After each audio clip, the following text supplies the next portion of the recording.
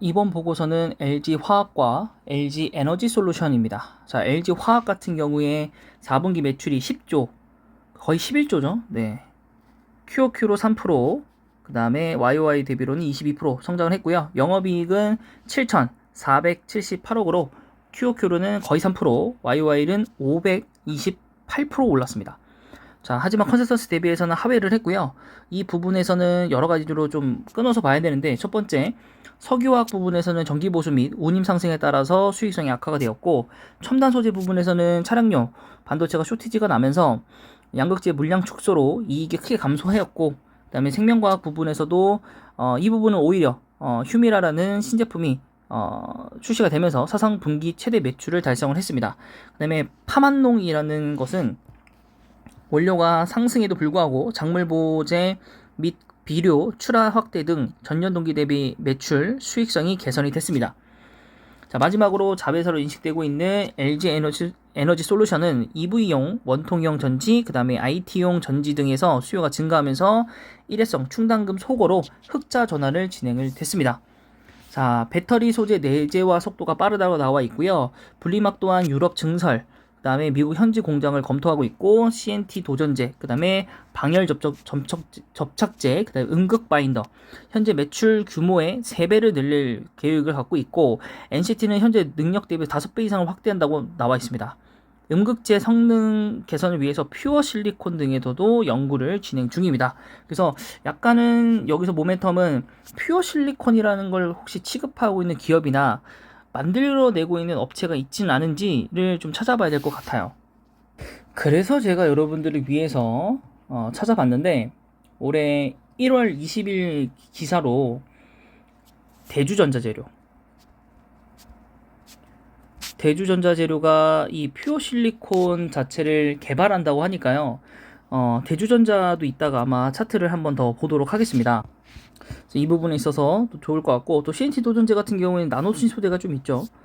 네, 이렇게 나와 있고, 그래서 일단 77만원 나와 있고요. 그 다음 여기는 88만원입니다. LG화학이.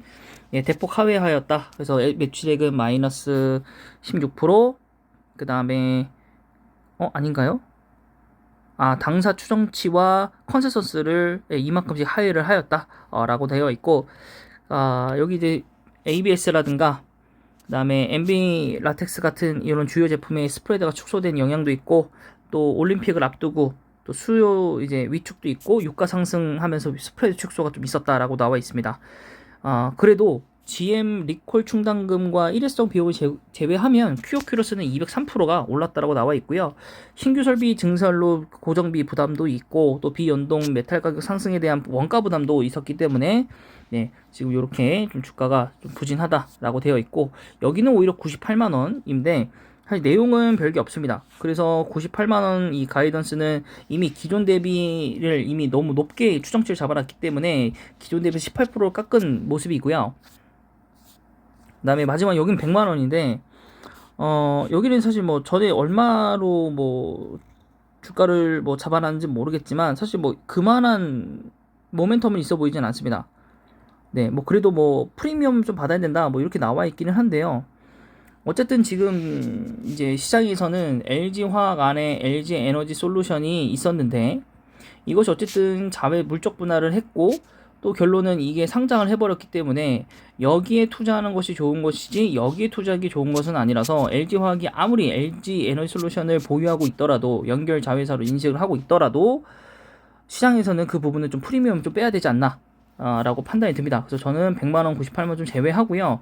이 88만원과 77만원, 네, 여기서 요 사이에서 어딘가로는 좀 목표 주가를 정해야 되는데, 제가 볼 때는 아직까지는 이제 한 70만원 정도로 잡아놓는 게 좋을 것 같고, 목표 주가를. 사실 업사이드가 얼마 남지는 않기 때문에 저라면은 사실 60만원 이하로 한 번 정도 떨어질 것 같아요.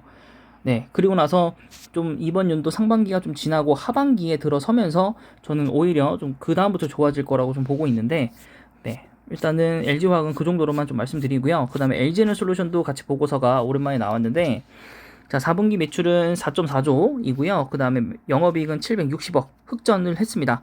대신에 컨센서스 대비해서는 하회하는 실적을 가지고 왔고요. 당연히 이제 원자재료, 물류비, 뭐 리콜 이런 것도 있었고, 또 쇼티지 때문에 차량 공급이 그렇게 원활하지 않았고 소재 이런 것들이 그래서 출하량은 10% 이상 뭐 전분기 대비해서는 뭐 성장했지만 그 컨센서스 대비해서 많이 못 올라온 거죠. 자, 그래서 화재 등에 대한 리콜도 있었고 그다음에 LLP 확대 등에 대한 우려도 있었지만은 우선은 LNF로부터 NCMA 양극재를 적용받고 있고요. 그다음에 Z 스태킹 방식으로 변경을 좀 했고 그러면서 이 화재성에 대한 걸 좀 낮췄고 그다음에 중국에 대한 이런 배터리 중심을 하고 있는데 어쨌든 가장 많은 이 기업과 조인트 벤처 중이며 GM 조인트 벤처 가동 및 기존 해외 거점 증설이 확대되고 있기 때문에 2023년도부터 누가 뭐라고 해도 실적이 개선될 거고 다시 그 점유율도 뺏어올 거라고 보고 있습니다. 그래서 여기는 목표 주가를 36만 6천 원으로 잡아놓고 있고요. 그 다음에 LG에너솔루션 요분 같은 경우에 목표 주가를 오히려 여기는 좀 약하게 잡아놨어요. 61만 원으로 61만 원. 여기서는 부합했다라고 보고 있고요. 테슬라의 기술 개발 로드맵에 따라서 요 기업이 대응할 수 있고 뭐 파트너십과 뭐 이렇게 강화할 수 있다 이렇게 나와 있어서 61만 원 잡아놓은 거긴 한데 저는 이제 이 상장할 때도 말씀드렸지만은 LG에너솔루션의 주가는 60만 원입니다. 60만 원 위로 올라간다면 사실 좀 오바인 거고요. 오바는 좀 그렇고 이제 오바라는 건 좀 콩글리시니까 예, 오버가 좀 된 거고요. 좀 60만 원 언더로 봐야 되는 게 맞다라고 보고 물론 일시적으로 이제 유입금이 들어오면서 펌핑이 좀 될 수는 있지만 LG에너솔루션은 당분간 점유율이 20%라고 지난번에 그 기사에서 제가 쇼트에서 올려드렸는데 20%고 이제 CATL이 30% 정도인 걸로 제가 기억을 하는데 여기서 한 2% 내지 4% 정도로 갖고 오지 못한다면 LG에너솔루션은 더 이상 60만원 이상의 주가는 없다고 보고요. 만약에 점유율이 만약에 공개가 됐는데 만약에 올랐다 그럼 주가는 수직 상승할 겁니다. 이게 얼마에서 출발을 하든. 그래서 점유율을 얼마나 갖고 온지에 따라서 주가가 70만원 될지 80만원 될지 100만원 될지 그거는 뭐 아무도 모르죠. 일단 점유율을 뺏어 와야 됩니다. 점유율을 뺏어 와야 되고 당연히 SK온과 삼성 SDI도 나눠주지 않고 LG에너솔루션이 오로지 CATL에서 점유율을 뺏어 와야만 합니다. 본인 걸 지켜나가면서. 그래서 그 부분에 있어서 과연 얼마만큼 가져올 수 있는지는 좀 지켜봐야 될 것 같습니다.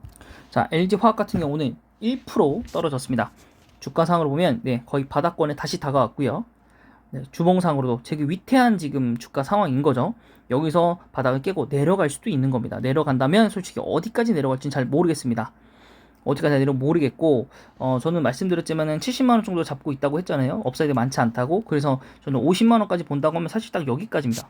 여기 상승분 전까지 네, 가능하다고 봅니다. 여기까지 떨어질 수 있다라고. 예, 그래서 뭐 좀 구주주분들에게 죄송하지만은 뭐 그렇게 좀 볼 수 있겠고 사실 이제는 이 날개를 달고 갔던 이 날개가 추진체가 좀 빠졌기 때문에 이 재무표도 물론 연결 재무로 갖고 올 수 있겠지만 이제는 연결 재무보다는 단독으로 좀 볼 수도 있어 개별 재무로도 평가를 또 시장에서 할 수 있기 때문에 이걸로는 사실 좀 어떻게 좀 말씀을 드릴 수 있는 게 앞으로는 없을 것 같다 라고 좀 판단이 들고요. LG에너솔루션 보시면 오늘 5% 빠졌는데 이것도 올라갔다 빠진 거고 사실 전날도 엄청 올라갔다 빠진 겁니다. 그리고 이미 그 편입한 것들은 이미 다 편입이 됐고요. 그 다음에 이제 MSCI 뭐 거기도 남았고 이제 오늘 발표가 아마 나올 거고 그 다음에 이제 3월에 코스피 200 여기도 남았기 때문에 추가적으로 조금 더 변동성을 줄 수 있을 것 같고요. 지금 51만원이기 때문에 이 50만원 밑으로부터는 사실 매수를 들어가야 되고 저점이 44만원으로 측정되어 있기 때문에 50만원 밑으로 내려가면서 사실 소량으로 조금씩 모아서 바닥까지 계속 내려가 봐야 될 것 같고요. 네, 그렇다고 해서 엄청나게 무너지진 않을 것 같은데 뭐 봐야죠. 여기는 뭐 재물을 볼 필요는 없을 것 같고 그래서 보호예수 물량도 여러분 신경을 좀 쓰셔야 될 것 같고요. 네, 그 부분들에 대해서 좀 고민은 좀 해봐야 되는데 이 투자별 매매 동향 보시면은 기관이 쭉 순매수하다가 매도 한번 딱 때렸어요. 그리고 외국인은 매도한 후에 매수를 쌍끌이 매수해서 와 이제 올라가나 보다 했지만 사실은 요 두 번째 날 판만큼도 아직 매수를 안 했습니다. 결국 외국인은 아직까지는 매도세입니다. 아직까지 매도세고 결국엔 개인과 기관이 계속적으로 데이 트레이딩을 진행을 하면서 주가를 왔다 갔다 하고 있는 상황인 거고, 사실 오늘 같은 경우에는 이제 일반 투자자들이 많이 받아간 상황이라고 좀 볼 수 있겠습니다. 네, 뭐 이거 이외에는 사실 사실 여기서도 사실 볼 건 없죠. 뭐 딱히 뭐 볼 건 없고, 2월 9일이고 임원 주주 뭐 이런 걸 보면 뭐가 있을까요? 뭐 구자훈 씨께서 뭘 하긴 했는데 뭐죠? 한 주? 예, 뭐 한 주를 받았다는데 뭐 임원 뭐 됐나 보죠. 신규 상장했을 때.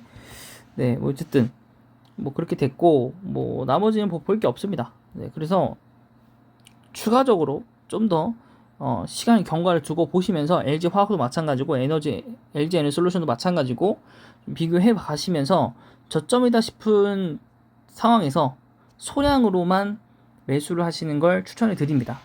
그리고 아까 말씀드렸던 대주전자재료 한번 보시면 주가가 이미 올랐던 걸로 제가 방금 봤는데, 네, 4% 오늘 올랐고 거의 10만 원에 지금 다가섰는데, 이게 과거 13만 원까지 올라갔던 이 전적이 있기 때문에 주봉산업보험도 사실 그렇게 비싼 가격은 아니죠.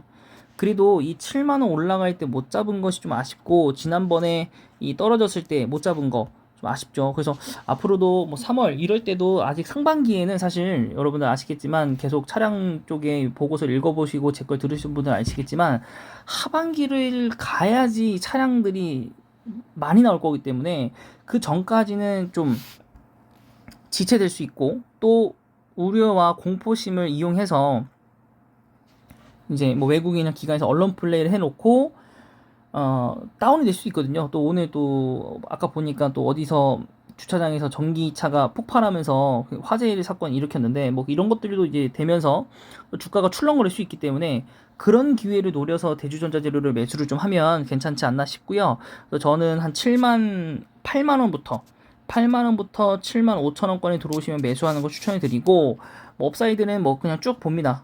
쭉 보고 좀 길게 좀 투자를 하자. 길게 투자하더라도 꼭 도움이 될 거라고 저는 봅니다. 네, 매출 보시면 이쪽도 매출이 계속 성장하고 있고요. 물론 PR이 굉장히 높긴 합니다만, 그래도 LG 에너솔루션이 이제 투자를 하고 개발을 하려고 한다라는 퓨어 실리콘 이거죠. 이거를 미리 대주전자 재료가 한 달 전부터 뉴스가 나오면서 개발한다는 소식을 냈기 때문에 저는 괜찮지 않나 싶습니다. 그리고 이거 말고도 당연히 여러분들도 많이 아시겠지만, 방금 이제 이쪽에서 받는다고 했죠. LNF. 네, LNF에서 많이 받는다고 했죠. 19만 원. 여기도 고점 대비해서는 좀 많이 내려온 상황이고, 네. 그래도 여기는 오히려 조금 무섭긴 하죠. 아직은 좀 무섭긴 합니다. 네, 그래서 이 부분들도 여러분 체킹을 좀 잘 해보시고요. 네, 매수를 한번 해보시는 걸 추천드리도록 하겠습니다. 네, 이번 보고서는 여기까지고요. 영상이 마음에 드셨다면 구독과 좋아요 그리고 댓글까지 부탁드릴게요.